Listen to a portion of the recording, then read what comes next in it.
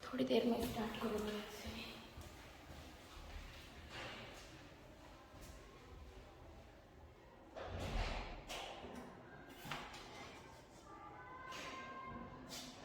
तो आप भी परेशान हैं कि फिजिक्स की आखिरी 30 डेज में नीट में कैसे तैयारी करनी है, कैसे आपको आगे मूव करना है कि फिजिक्स नहीं हो पा रही है कुछ बच्चों से। तो ऐसी बहुत सारी क्वेरीज आ रही थी, तो उसके रिगार्डिंग आज हम वीडियो पे बात करने वाले हैं कि लास्ट 30 डेज में फिजिक्स को कैसे टैकल करना है।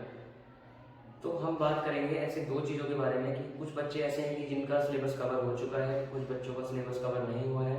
तो हम आज दोनों को डिस्कस करेंगे कि जिन बच्चों का सिलेबस हो चुका है वो कैसे डील करें, जिन बच्चों का सिलेबस नहीं हुआ है वो कैसे डील करें।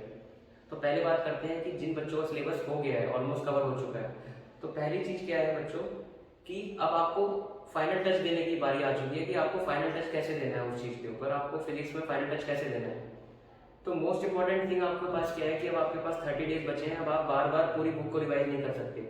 ये बहुत क्रिटिकल टाइम है कि आखिरी के 30 डेज में आपको इतना सारा सिलेबस को इतना कैसे करना है और रिवाइज कैसे करना है। अब आप सपोज कीजिए कि आपके पास इतना सारा सिलेबस है, अब आखिरी का एक दिन बचा है, तो आप उस आखिरी के 30 डेज में उसको एक दिन में कैसे रिवाइज कर पाएंगे। उस टाइम पे आपको फिजिक्स भी रिवाइज करना है, आपको बायो भी रिवाइज करना है, आपको केमिस्ट्री भी रिवाइज करना है। तो इसको सिंपलर करने के लिए आपको एक बेस्ट तरीका मैं बता रहा हूँ जो मैंने यूज़ करता हूँ, अभी तक भी करता हूँ, मैंने अपने टाइम पे भी किया था कि आपको एक नोटबुक तैयार करनी है। अभी से अगर आप तैयार करेंगे तो आपको हार्डली 5 to 10 डेज लगेंगे।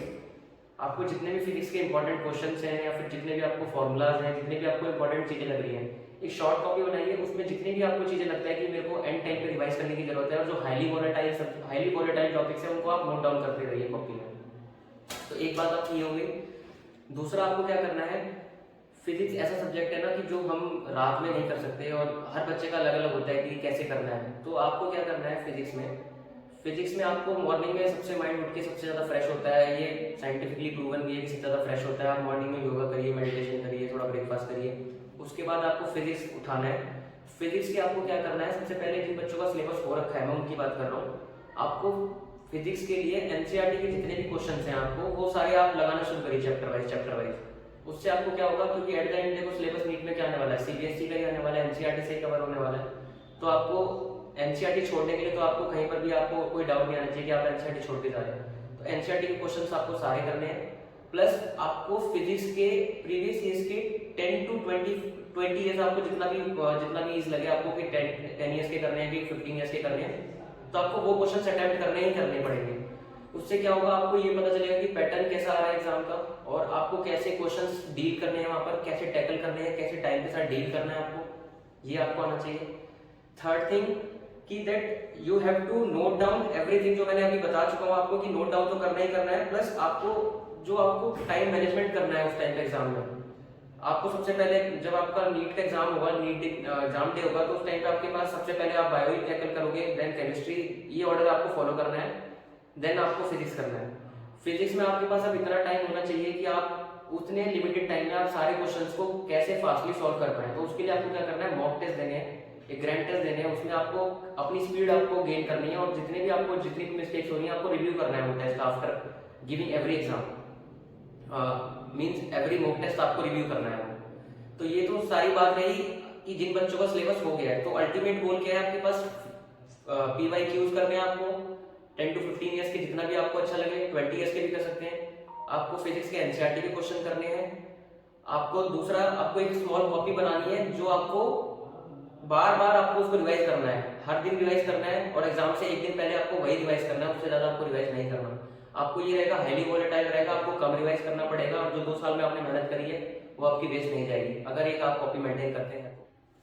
तो अब हम बात करते हैं ऐसे बच्चों की जिनका भी थोड़ा सिलेबस बचा हुआ है, जिनको अभी थोड़ा अपने ऊपर डाउट्स आ रहे हैं कि सिलेबस कैसे होगा, नीट के 30 डेज बचे हैं, बहुत ज़्यादा बच्चे परेशान हैं। तो ऐसे में आपको क्या करना है, घबराना नहीं है बच्चों। देखो घबराने से किसी का कोई भला नहीं हुआ आज तक। आपको स्ट्रॉन्ग बनना है, आपको अपने आप को प्रूव करना है। ये लास्ट 30 डेज है, you have to conquer yourself कि आपको इस मैदान में अकेले खड़े होकर आपको गरजना है। तो ऐसी स्टेट में आपको क्या करना है, आपके पास अभी भी 30 डेज है, जो आपके सिलेबस अभी बचा हुआ है आपको फटाफट रैपिड रिवीजन की वीडियो उठानी है। आपको कोई भी आप प्लेटफॉर्म ले लीजिए, चाहे आप यूट्यूब से ले लीजिए, चाहे अकेडमी से ले लीजिए, आपके कोई नोट्स हैं कोचिंग के आप उनसे रिवाइज कर लीजिए, बट आपको रैपिडली रिवीजन करना है। और जो मैंने अभी थोड़ी वीडियो में थोड़ी देर पहले बात बताई थी कि आपको शॉर्ट स्मॉल बुक बनानी है जिसमें आपके सारे इंपॉर्टेंट टॉपिक्स हो, सारे फॉर्मूलाज हो, चैप्टर वाइज सारी इंपॉर्टेंट चीजें हो जो आपको लगता है कि मैं भूल जाता हूँ और वो ये इंपॉर्टेंट क्वेश्चन में आती हैं और पूछी जाती हैं, तो आपको उसकी कॉपी मेंटेन करके रखनी है। जब आप इतना रैपिड रिवीजन आप कर लेंगे, उसके बाद आपको क्या करना है, आपको मिनिमम जो एटलीस्ट आपको जो करना है वो आपको बस PYQs करने हैं। PYQs प्रीवियस क्वेश्चंस आपको अटेम्प्ट करने हैं 10 to 15 इयर्स के। जो आपको क्वेश्चन लग रहा है कि नहीं आ रहा, उसको आप सॉल्यूशन देखिए। आपको अभी इतना टाइम नहीं है हमारे पास कि हम उसके कॉन्सेप्ट तक जाएं, लेकिन आप क्वेश्चन देखेंगे तो आपको पता चलेगा कि कैसे डील कर रहे हैं, कैसे वो क्वेश्चन को फॉरवर्ड आगे मूव कर रहे हैं। तो आपको ये सारी चीजें पता चलेंगी कि कैसे आपको आगे मूव करना है उस क्वेश्चन में, और आपको पता भी चलेगा कि उस सिंगल क्वेश्चन को कैसे टैकल करना है आपको। तो यही आपको मेन अल्टीमेट गोल आपको दोनों कैटेगरीज के बच्चों के लिए क्या है कि आपको सबसे पहले आपको प्रीवियस ईयर के क्वेश्चंस तो लगाने ही लगाने हैं। Otherwise there is no hope to कि कैसे आपको कि कोई ऐसी होप नहीं है कि आपको पता ना चले कि कैसे एग्जाम में आपको टैकल करना है। एग्जाम में आपको यही पता रहना चाहिए कि प्रीवियस ईयर क्वेश्चंस कैसे आते हैं, कैसे आपको डील करना है। एंड सेकेंड थिंग, फिजिक्स का क्वेश्चन इतना ज्यादा है और ऑब्वियसली एक वन डे में बच्चा पूरा रिवाइज तो कर नहीं पाएगा। तो आपको क्या करना है, आपको ये याद रखना है कि आपको एंड टाइम पे थोड़ा सा पढ़ के और उस टाइम पे आपको अपना वो जो नीट एग्जाम डे है उसको कितना प्रोडक्टिव बनाना है। तो यही आपका अल्टीमेट गोल होना चाहिए कि एक कॉपी मेंटेन करो, प्रीवियस ईयर क्वेश्चन करो और फिर आपको अल्टीमेट रिजल्ट देखने को मिलेगा। अगर आपका कोई भी डाउट है तो आप चैनल पे मेरे को कमेंट सेक्शन में आप मेरे को मैसेज कर सकते हैं, और otherwise I will give my description of Insta ID, you can ping me here any time. So I will be happy to discuss your queries there. Thank you.